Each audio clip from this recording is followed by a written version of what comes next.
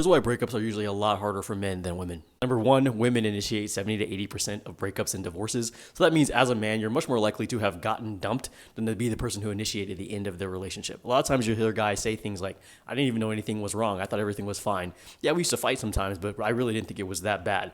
Men are often blindsided by breakups and endings of relationships, whereas women usually have seen it coming and they have been planning it even for weeks and months. Number two is women are much more likely to have a support structure outside of their relationship.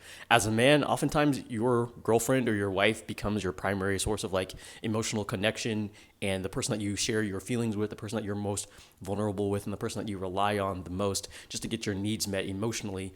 Whereas women tend to have like a lot of friends. They'll have close personal relationships with their hairstylist, with their mom, with their Pilates instructor. So for as a man, when you lose your girlfriend and you lose your primary relationship, it's like the rug gets pulled out from under you emotionally. Where women are concerned, they have a lot more social relationships, people that they talk to, rely on, that they can go and cry on their shoulder, and usually dozens of more people who will support them through a tough emotional time than you as a man. The third and the most obvious one is that women have a lot more options. Most women have a lot more options romantically than the average man is going to have. So because the woman usually initiates the breakup, like 70-80% of the time, she already had the next guy or the next couple guys that she's going to talk to already lined up.